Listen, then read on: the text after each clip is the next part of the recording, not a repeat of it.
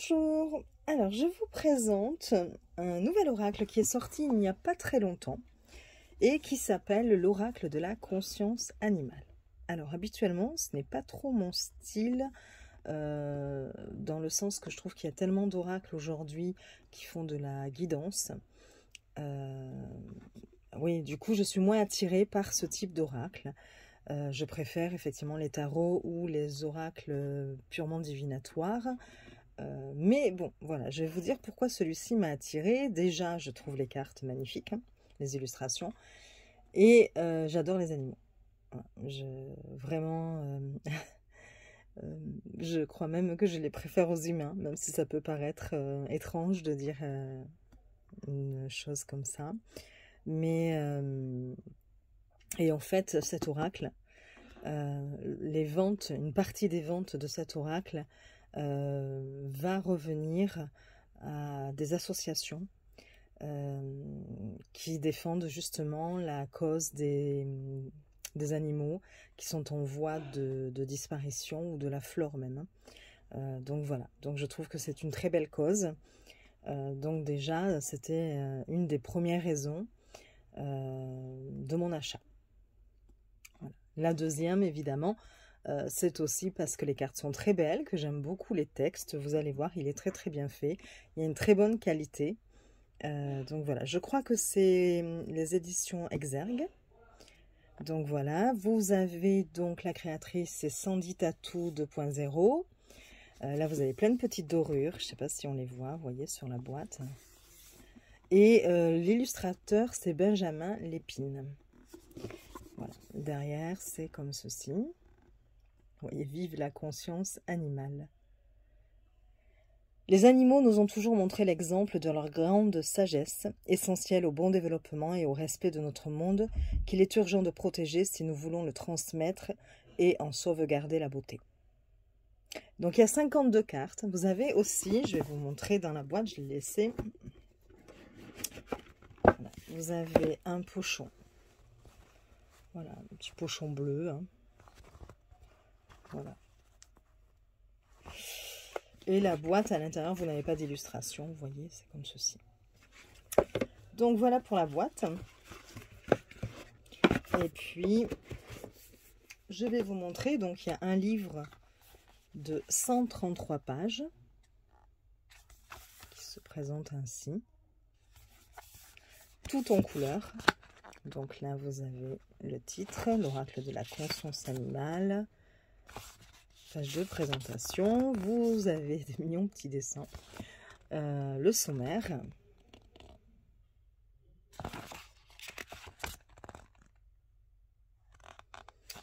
Voilà, je passe rapidement. Hein. Une introduction, donc où elle nous explique que effectivement, que face à l'urgence des menaces d'extinction des animaux de la flore, cet oracle, il a un peu aussi une intention d'éveil et de conscience. Une grande première dans l'histoire des coffrets divinatoires et des développements personnels, car son intention première est de donner une partie de ses ventes à des associations ou à des projets engagés en ce sens. Tous les moyens sont bons pour faire réagir les humains sauveurs et acteurs que nous sommes tous, ou que nous devons être. Qui sommes-nous et pourquoi avons-nous créé ce bel outil éveilleur de conscience? Donc là, il parle un petit peu d'eux. Il parle des animaux, là encore. Hein. Et du rôle que l'on peut jouer. Et bon, elle précise quand même aussi, nous n'avons aucune envie de faire peur ou de culpabiliser les lecteurs. Bien au contraire, l'idée de cet oracle est de motiver et de fédérer la transmission des valeurs comme celle de l'essence et le sens de la vie par le respect de celle-ci, même s'il faut réveiller toute notre responsabilité en urgence. Ensuite, donc, elle parle un petit peu des cartes. Elle dit qu'il y a 50 cartes, enfin 52, aux messages inspirants qui sont destinés aux plus jeunes comme aux adultes, avec la volonté de respecter les croyances de chacun, mais tout en étant spirituel et philosophique. Voilà. Comment utiliser l'oracle? Donc, vous avez encore un petit dessin. Comment utiliser l'oracle? Puis, vous avez familiarise-toi avec chaque carte et connecte-toi à ton oracle. Donc, c'est des petits conseils, hein. C'est parti, pose ta question. Donc là, on explique un petit peu comment se mettre en condition avant un tirage. Donc voilà, comment mélanger les cartes. Puis, vous avez des propositions de tirage. Donc, le tirage de mes vraies priorités. Pose ta question, mélange les cartes, coupe le paquet en 3 tas, face cachée des cartes vers toi. Ensuite, commence à lire, à interpréter les cartes et les symboles magiques de gauche à droite. Passé, présent, futur, la lecture donne une idée très précise du développement émotionnel d'une personne. Donc, le premier tas, ce sont les épreuves du passé. Le deuxième tas, ce qui t'a fait souffrir ou te bloque dans le présent. Et enfin, le troisième tas, les points sur lesquels tu dois absolument insister pour te libérer et te permettre d'accueillir en lumière ton futur. Les conseils et les messages des cartes sont une aide précieuse. Ils aident chaque personne à se remettre dans son véritable confort émotionnel intime et de façon immédiate. Un ressenti d'amour infini pour le bonheur de tous ceux qui en bénéficient. Puis, il y a le tirage en une seule carte. Donc, c'est pour un conseil urgent de l'instant ou une méditation active. Et il y a le tirage complémentaire général. Donc là, elle nous explique que on peut effectivement faire un combo avec un autre oracle ou un tarot. Et donc, on peut faire un premier tirage avec, par exemple, un tarot et tirer ensuite une carte de cet oracle-là pour pouvoir amener des informations supplémentaires. Bon, voilà. Voilà, on retrouve toujours ce petit éléphant. Les cartes oracles, donc là, ben, ça y est, on va rentrer dans la signification des cartes. Bon tirage à toi, que les énergies des animaux t'éclaircissent de réponses et que le meilleur t'accompagne. Voilà, tout en couleur. Et voilà, on commence avec l'aigle. Donc les cartes sont numérotées. Vous avez donc d'abord à gauche l'illustration en pleine page avec le numéro de la carte, le nom de la carte et des mots-clés qui lui sont associés. Ensuite, vous allez avoir un premier paragraphe qui va vous parler de l'animal en question et le message divinatoire ou de développement personnel, de guidance. Voilà. Mais je trouve que les messages sont assez pertinents et c'est assez intéressant. Voilà. Ce que l'on fera à la fin, on fera un petit tirage à 3 cartes, donc 3 choix, une carte par choix. Et comme ça, vous pourrez voir ce que propose le livre en termes d'interprétation. Vous avez ensuite un petit mot à propos de l'auteur, avec sa photo, donc sans dit à tout. Un petit mot au sujet de l'illustrateur, pareil, Benjamin Lépine, avec sa photo. Puis, vous avez des remerciements de l'auteur et des remerciements de l'illustrateur. Voilà. Il est assez complet, vous allez voir. Hein. Donc, nous allons passer aux cartes. Les cartes, le dos.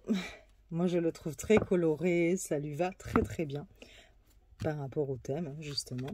Donc, vous voyez des représentations d'animaux tout en vrac et tout en couleur.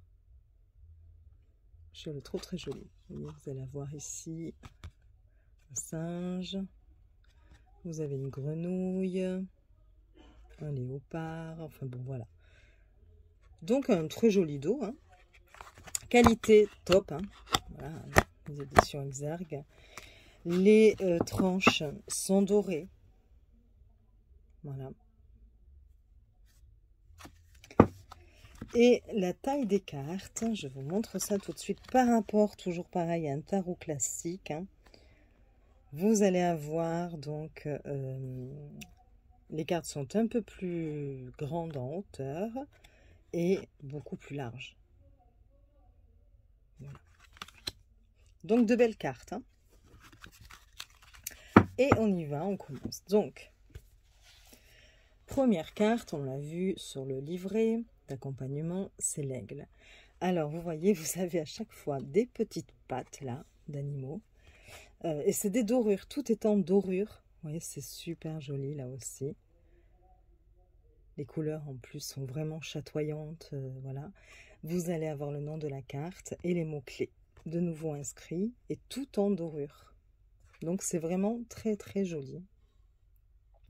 Je ne sais pas si la vidéo rend honneur aux cartes, mais dans la réalité, je vous assure que ce sont de très très jolies cartes. Voilà, donc vous avez l'aigle. Je vais peut-être pas vous dire les mots-clés à chaque fois, j'aurais bien aimé, mais avec les dorures et la lumière, c'est un peu compliqué.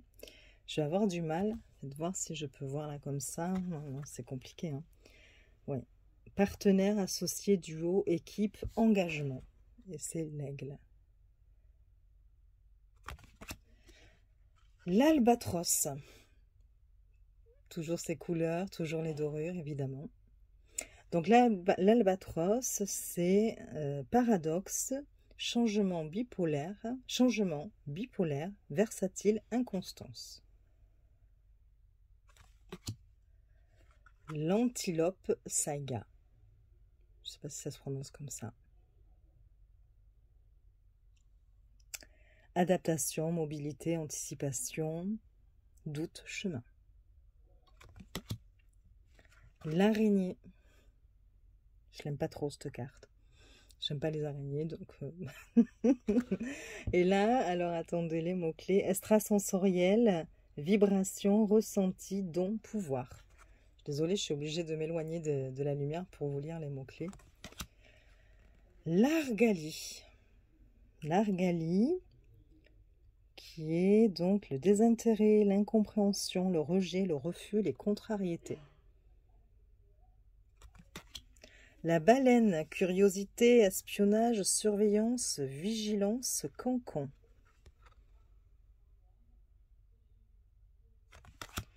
Le bourdon, autonomie, tranquillité, indépendance, solitaire, assurance. Le calao, provocation, défi, agressivité, affrontement, paranoïa.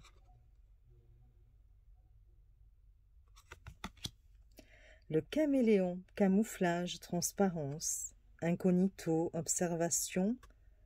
Et le dernier mot, alors attendez, artifice.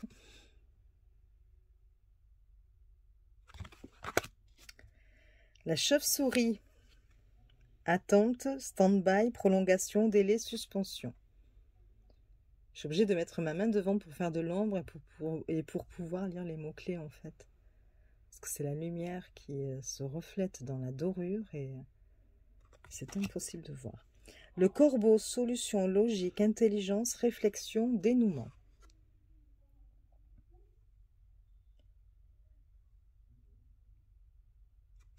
Elles sont très belles ces cartes. Le crapaud, peur, frayeur, anxiété, panique, phobie. Le crocodile, impressionnisme, exagération, démesure, bluff, prétention. Le dauphin, libération. Alors attendez.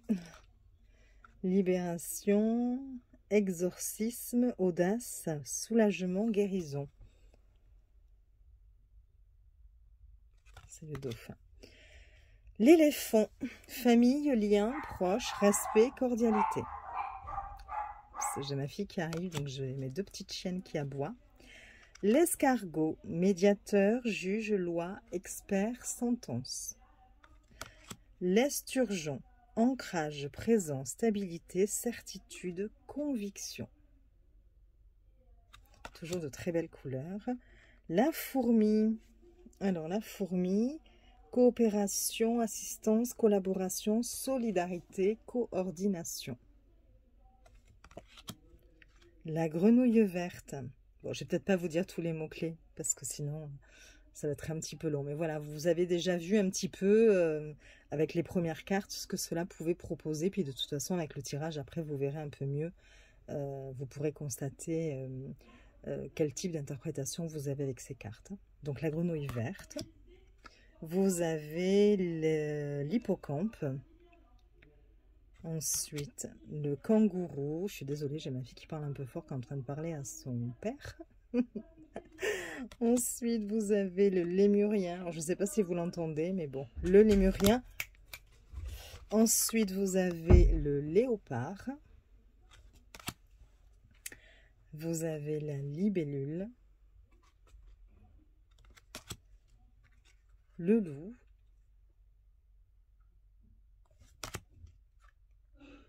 La loutre. Le macareux. Trop mignon. Le martin pêcheur. Attendez, excusez-moi.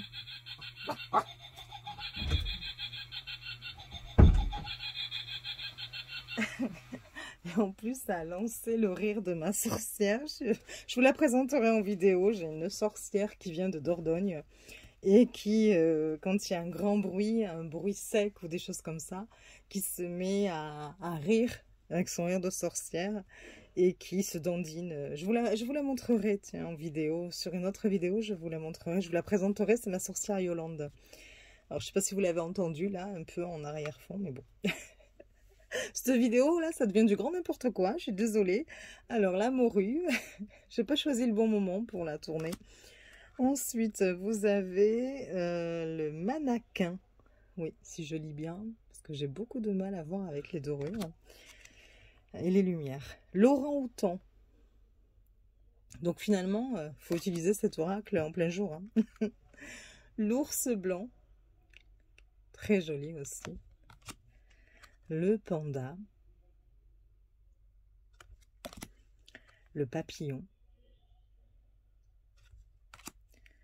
Le perroquet.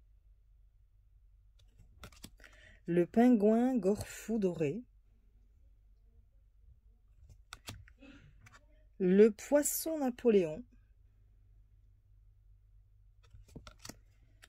Le puma. La raimonta.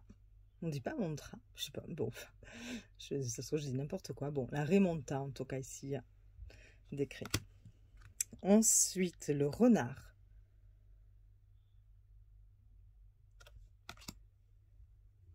Le requin ange. Oui. Le rhinocéros. Rosalia alpina. La salamandre. Très mignonne aussi. Le sanglier.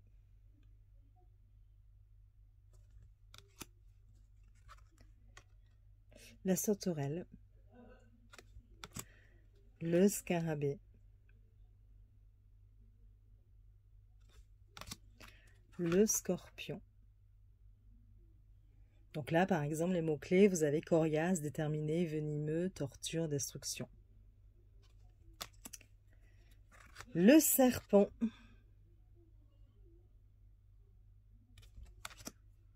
Le toadfish, si ça se prononce bien comme ça. Défensive, rejet, distance, méfiance, qui vive.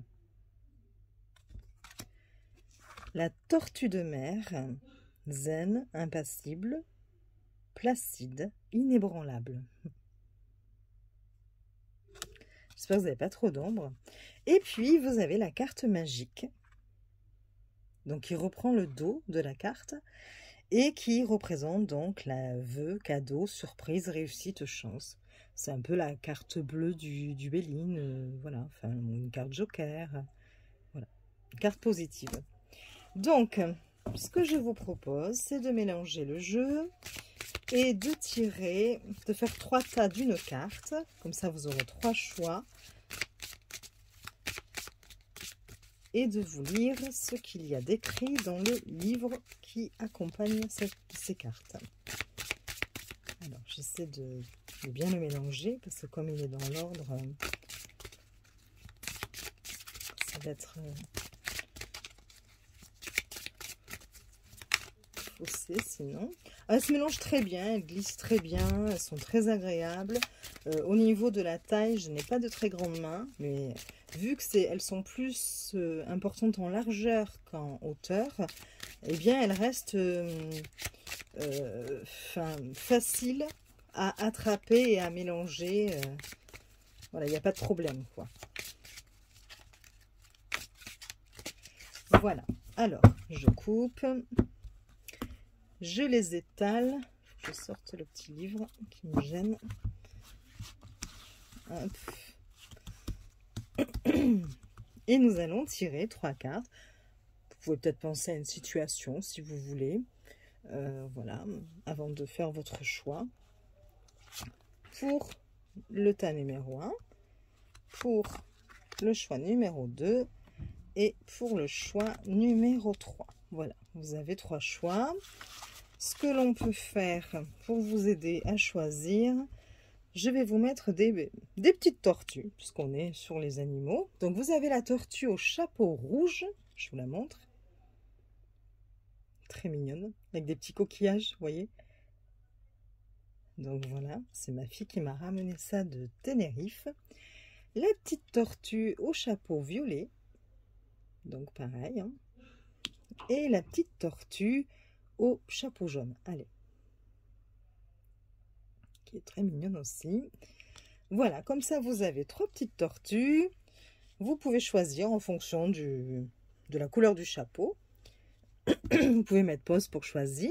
Et nous allons commencer donc par la petite tortue au chapeau rouge, le choix numéro 1. Hop, je la range. Et nous avons la fourmi. Je vous montre.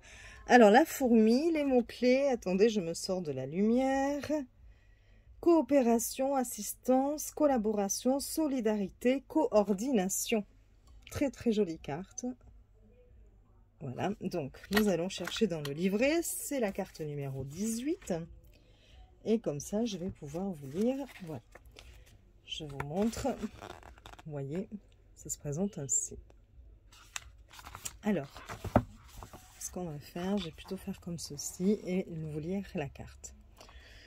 Animal coopérateur par excellence, la fourmi est un insecte qui vit en colonie.